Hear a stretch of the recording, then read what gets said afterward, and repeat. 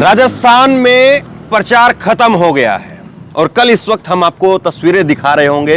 राजस्थान की जनता वोट कर रही होगी, लेकिन वोटिंग से पहले का और प्रचार खत्म होने के बीच का ये जो दौर है, ये आज का जो समय है, ये आकलन का समय है कि एक महीने तक जो हाई वोल्टेज चुनाव प्रचार चला, उसमें कौन से मुद्दे ऐसे थे जिन पर सबसे ज्यादा बातें हुई और कौन से मुद्दे ऐसे थे जो पब्लिक के लिए कोई बहुत जरूरी नहीं भी थे, लेकिन उन पर सबसे ज्यादा बातें होती रही, और कौन से मुद्दे बीजेपी की तरफ से ऐसे उठाए गए जिसको देख करके लोगों को लगता है कि बीजेपी का माहौल बन सकता है, बीजेपी के पक्ष में माहौल जा सकता है, और कौन से मुद्दे कांग्रेस की तरफ से ऐसे उठाए गए जिससे कांग्रेस की तरफ यहाँ का मतदाता वो जा सकता है। मैं इन सब चीज़ों पर बात करूंगा। दो अखबार आज के दिखाता हूं। एक है दैनिक नवज्योति, ये भी राजस्थान से निकलने वाला अखबार है, और इसमें पहले पन्ने पर ये बीजेपी का पूरा प्रचार है। और एक है दैनिक भास्कर, दैनिक भास्कर में भी पहले पन्ने पर ये पूरा प्रचार है। अब इन दोनों चीज़ों को ज़रा समझिए। एक तरफ जो है वो दैनिक नवज्योति अखबार है और दूसरी तरफ दैनिक भास्कर अखबार है, और यहाँ पर कांग्रेस ने सबसे बड़ा मुद्दा अपना बनाया है चुनाव से पहले, सबसे बड़े मुद्दे के रूप में जिसको लोगों के सामने पेश किया है वो है चिरंजीवी योजना। और उसको लेकर के लिखा है कि 10 लाख रुपए का जो बीमा था उसको हमने बढ़ा करके 25 लाख रुपए हम करेंगे। ये वादा उनकी तरफ से जो घोषणा पत्र में किया गया है उसको कांग्रेस सबसे बड़ा मुद्दा बना करके पेश कर रही है, चिरंजीवी योजना। और पूरे राजस्थान में जहां तक हम लोग घूम पाए हैं, चिरंजीवी योजना की धमक, चिरंजीवी योजना की गूंज लोगों में सुनाई पड़ती है। कोई कहता है कि मुझे 30,000 रुपए का फायदा हुआ, कोई 50,000 रुपए का लाभार्थी मिलता है, कोई 1 लाख रुपए का लाभार्थी मिलता है, कोई कहता है कि हमारे 3-4 लाख रुपए के फायदा जो है इससे हो गया।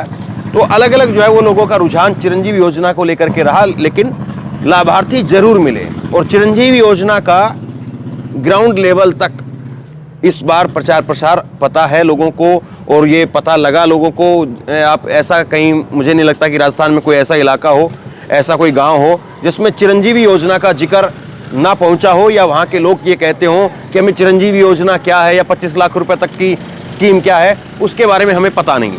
ऐसा कोई गांव, ऐसा कोई शहर, कहीं पर हमें ऐसा इलाका मिला नहीं। अब बीजेपी की तरफ से जो सबसे ज्यादा मुद्दे उठाए गए उनको देखिए। बीजेपी क्या कह रही है कल वोटिंग के लिए?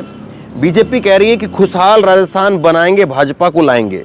और इसमें पहला वोट है सुरक्षा के नाम पर, युवाओं के भविष्य के नाम पे, और सस्ता पेट्रोल डीजल के नाम पे, और सस्ते सिलेंडर के नाम पर, किसान सम्मान निधि के नाम पे है, पेपर लीक की जांच SIT से कराने के लिए है, पक्के घर के लिए है, और बढ़ी हुई पेंशन के लिए है, और 24 घंटे बिजली पानी के लिए है। तो ये बीजेपी के मुद्दे हैं। हालांकि नरेंद्र मोदी जी की रैलियों में ये पेट्रोल का जिक्र हुआ कि आपके बगल के राज्यों में जो है वो हमने जब 10 रुपये पेट्रोल कम किया तो उनका फ़ायदा वहाँ के लोगों को मिला, लेकिन आपके लोगों को नहीं मिल पाया। लेकिन सवाल ये नहीं है। नरेंद्र मोदी जी की जो रैलियाँ रही उसमें कन्हैया लाल का ज़्यादा जिक्र रहा, और कन्हैया लाल जो है वो उनकी रैलियों में ज़्यादा छाए रहे। और अब आते आते नरेंद्र मोदी जी का, आज ही का अखबार दिखा रहा हूँ मैं आपको, उन्होंने गुज्जरों को लेकर के एक जो है सचिन पायलट का नाम लेकर के, सचिन पायलट के पिता का नाम लेकर के गुज्जरों को साधने की कोशिश की कि किसी न किसी तरह से गुज्जरों को साधा जाए, क्योंकि गुज्जरों का जो वोट था पिछली बार कांग्रेस को मिला था, और वो कांग्रेस को गुज्जरों का वोट मिलने के पीछे वजह ये थी कि एक तरफ जो है वो सचिन पायलट को प्रदेश अध्यक्ष बनाया हुआ था उस वक्त में, और सचिन पायलट को कहीं ना कहीं जो है वो पेश किया जा रहा था कि हो सकता है कि उनको मुख्यमंत्री बना दिया जाए। तो इस कारण से, इन दो कारणों की वजह से गुज्जरों का वोट एकमुश्त वो कांग्रेस की तरफ गया था। और अब जो है वो कांग्रेस पार्टी से गुज्जरों का वोट वापस लेने के लिए आखिरी के समय पर नरेंद्र मोदी का फोकस रहा, वो गुज्जरों के ऊपर रहा। इससे पहले वो कन्हैया लाल का बार बार जिक्र करते रहे, और किरोड़ी लाल मीणा, उन्होंने भी जो है वो एक ये पोस्टर आप देखिए, किरोड़ी लाल मीणा सांसद हैं, अब विधानसभा लड़ रहे हैं, उनकी खुद की सीट पर क्या कुछ स्थिति रहेगी वो भी देखने वाली बात रहेगी। लेकिन किरोड़ी लाल मीणा इतने बड़े नेता हैं बीजेपी के, और वो भी जो है वो उसी तरह से कन्हैया लाल का जिक्र करके और माहौल को जो है गर्म करने की कोशिश कर रहे हैं। तो बीजेपी ने कुल मिलाकर के अगर इस चुनाव में देखें तो सबसे बड़ा मुद्दा अगर किसी पर वोट हासिल करने की कोशिश की है, माहौल बनाने की कोशिश की है, वो कन्हैयालाल के मुद्दे को लेकर के बीजेपी ने वोट हासिल करने की कोशिश यहाँ पर दिख रही है। जिस तरह से कर्नाटक में बजरंगबली वाला मुद्दा जो चलाया गया कि कांग्रेस ने कहा था कि हम बजरंग दल को बैन लगाएंगे और बजरंग दल को बजरंगबली बना दिया। अब यहाँ पर बीजेपी जो है वो कन्हैयालाल को जो है उसी तरह से बजरंगबली के तौर पर पेश करना चाह रही है। जहाँ पर नरेंद्र मोदी कर्नाटक में बोलते थे जय जय बजरंगबली, बजरंगबली से उनके भाषणों की शुरुआत होती थी। अब उनके भाषणों की शुरुआत कई सारी, और मैं आपको एक रिपोर्ट दिखाता हूँ, उस रिपोर्ट में जो है बड़ा शानदार तरीके से दिखाया है। ये पत्रिका की खबर है, इसमें जो है वो सारे नेताओं की सभाएं कितनी कितनी हुई है वो आपको दिखाई गई है। नरेंद्र मोदी जी की 8 दिनों में 14 सभा हुई है, 2 रोड शो किए हैं उन्होंने और 102 सीटों के ऊपर उनका सभाएं, रोड शो और ये सब कुछ जो है हुआ है। करीब करीब 102 सीटों को उन्होंने कवर किया है, यानी तकरीबन आधे राजस्थान को आप कह लीजिए। तो हर जगह पर उन्होंने कन्हैयालाल का जिक्र जरूर किया, लेकिन कन्हैयालाल का जिक्र आप उदयपुर के लोगों से अगर आप पूछेंगे तो उदयपुर के लोग, जहाँ पर कन्हैयालाल वाला इंसिडेंट हुआ, वो लोग भी जो है वो उतना इंटरेस्ट दिखाते नहीं हैं। और एक मोटे तौर पर जो सच है कन्हैयालाल वाले पूरे कॉन्सेप्ट के अंदर, वो ये है कि कन्हैयालाल का केस एनआईए के पास में है। एनआईए यानी केंद्र सरकार की एजेंसी, उसके पास में है। ये जरूर सच है कि अशोक गहलोत सरकार की प्राथमिकता के तौर पर सबसे बड़ी खामी थी, लेकिन ये भी तो सच है कि कन्हैयालाल वाला मैटर शुरू हुआ किसकी वजह से? नुपुर शर्मा की वजह से, क्योंकि खुद एक भाजपा की नेता थी, बाद में उसको भाजपा से निकाला गया। तो भाजपा की उस नेता ने बयान दिया, नुपुर शर्मा ने बयान दिया, उसके बाद में कन्हैयालाल वाला मैटर जो है वो हवा में तैरने लगा और उसके बाद में नफरत से भरे हुए, कट्टरता से भरे हुए, और मैं कहूँगा, और मैंने उस दिन भी कहा था, आज की बात नहीं है केवल, जिस दिन कन्हैयालाल की हत्या की गई थी उस दिन भी मैंने कहा था, एक आतंकी सोच रखने वाले लोगों ने कन्हैयालाल, एक राजस्थान के एक सामान्य से आदमी की निर्मम तरीके से हत्या कर दी। तो ये, लेकिन मैटर की आप जड़ में जाएंगे तो फिर आपको पता चलेगा कि एनआईए के पास में जब मुद्दा है, केंद्र सरकार की एजेंसी है, उसके पास में ये पूरा मुद्दा पहुंच चुका है, वही देख रही है, और उसके बाद में भी चीजें हो रही है। तो एक बात तो ये हो गई, लेकिन दूसरी बात है कि इसमें एक और है कि आम लोगों के पास में क्या ये कन्हैयालाल का मुद्दा बहुत बड़ा मुद्दा है भी? इतना बड़ा मुद्दा है कि वाकई सारा राजस्थान जो है कन्हैयालाल के मुद्दे पर वोट कर रहा है। कल रात को में एक शादी हो रही थी, और अभी भी देखिए पीछे आपको आवाज आ रही होंगी, क्योंकि अब 23 तारीख से, कल से जो है वो देवउठनी एकादशी से राजस्थान में शादियां शुरू हो गई है। तो कल रात को में एक शादी वाला घर था और उसके अंदर में पहुंच गया, और वहां पर हमने लोगों से बात की। तो वहां पर जब लोगों से बात की तो लोग अलग अलग चीजों की बात करते हैं, कन्हैयालाल का गांव देहात में कोई जिक्र तक नहीं करता है। एक मिनट इसको निकलने देते हैं पहले। अब सबसे बड़ा सवाल यही है कि राजस्थान की जनता कल जब वोट करने के लिए निकलेगी तो कौन से मुद्दे राजस्थान के लोगों के दिलो दिमाग पर हावी रहेंगे? कौन से वो मुद्दे होंगे जिसको लेकर के राजस्थान के लोग वोट करेंगे? क्या राजस्थान में वाकई इस बार भी सरकार को पलटने का माहौल है, जिस तरह से पिछले 30 साल से यहां पर होता हुआ आया है कि एक बार इसकी सरकार, एक बार उसकी सरकार? तो क्या वाकई एक बार फिर से वही माहौल आपको नजर आया लगातार जो हम लोग ग्राउंड रिपोर्ट देख रहे थे उसमें? क्या इस बार अशोक गहलोत की योजनाओं की वजह से हो सकता है कि अशोक गहलोत की सरकार, कांग्रेस की सरकार रिपीट कर जाए और राजस्थान में एक नया कीर्तिमान बने कि 30 साल के बाद पहली बार ऐसी कोई सरकार होगी जो अपनी काम की वजह से रिपीट कर पाई अपने आप को? वरना अभी तक कोई भी सरकार, चाहे वसुंधरा की सरकार रही हो, चाहे इससे पहले अशोक गहलोत की सरकार रही हो, और 2013 में तो बहुत भयंकर तरीके से कांग्रेस पार्टी हार गई थी, 20 से 21 जो है उनके विधायक बचे थे।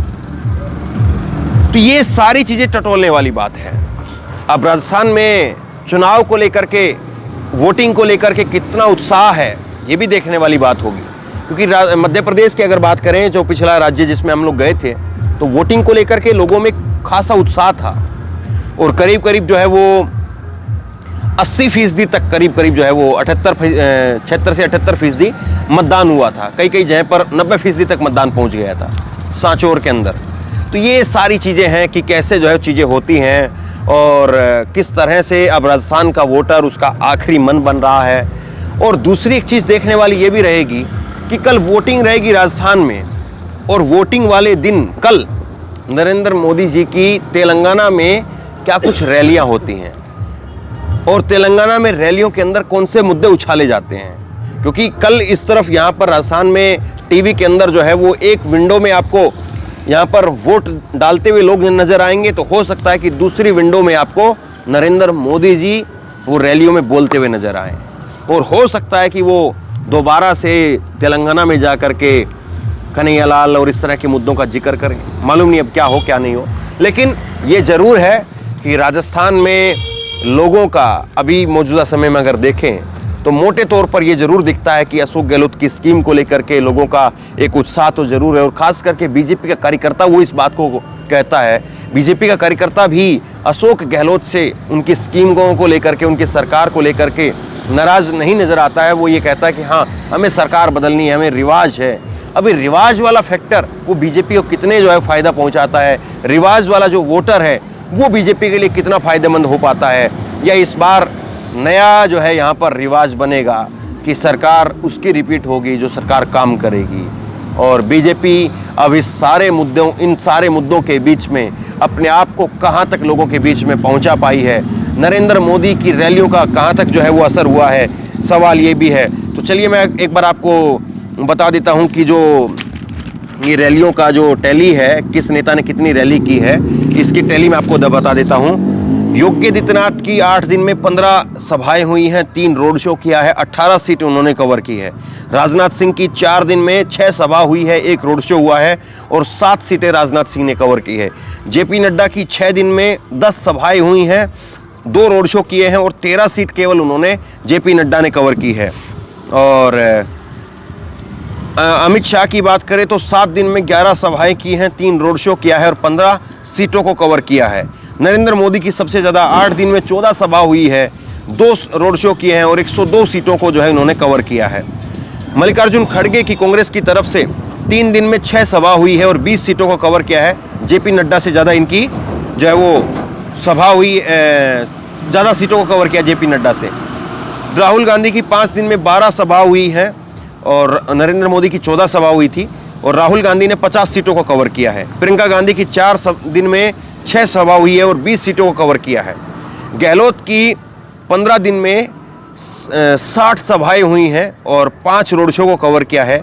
60 सीटों को जो है इन्होंने कवर किया है, 5 रोड शो हुए जिसमें 60 सीटों को कवर किया है। सचिन पायलट की 7 दिन में 25 सभा हुई है, 4 रोड शो किए और 25 सीटों को इन्होंने कवर किया है। अब इस अखबार में आप सबसे बड़ी चीज़ देखेंगे तो ये आप देखिए, एक तरफ जो है वो नरेंद्र मोदी, अमित शाह, जेपी नड्डा और योगी आदित्यनाथ, राजनाथ सिंह, सबका नाम जो है इसमें लिखा गया है। वसुंधरा राजे का नाम नहीं है कि वसुंधरा राजे ने कितनी सभा की है, कितनी रैली हुई है, कितने रोड शो हुआ है। वसुंधरा राजे का नाम नहीं है, राजस्थान के किसी नेता का नाम नहीं है, जबकि कांग्रेस की तरफ से सचिन पायलट, अशोक गहलोत का नाम है।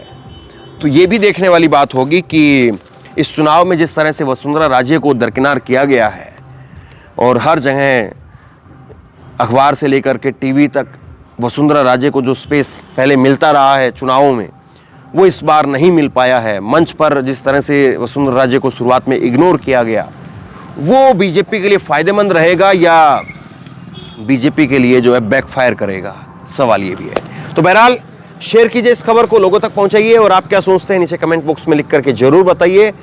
और लगातार हमारी नज़रें बनी हुई है, हम लगातार लोगों के बीच में पहुंच रहे हैं। अब एक नए ज़िले में पहुंच चुके हैं और यहाँ के सियासी समीकरण क्या है वो थोड़ी देर में यहाँ पर लोगों से बातचीत करके आप तक पहुँचाएंगे। इस वीडियो को शेयर कीजिए और इसी तरह की तमाम खबरों के लिए ऑनलाइन न्यूज़ इंडिया को सब्सक्राइब कीजिए। साथ में जो बेल आइकन है घंटी, उसको जरूर दबाइए ताकि जैसे कोई खबर अपलोड करें उसकी नोटिफिकेशन सीधे सबसे पहले आपको मिल सके। अगर ये वीडियो फेसबुक पर देख रहे हैं तो फेसबुक पर हमारे पेज को लाइक कीजिए, फॉलो कीजिए और इस खबर को शेयर कीजिए। बहुत बहुत धन्यवाद।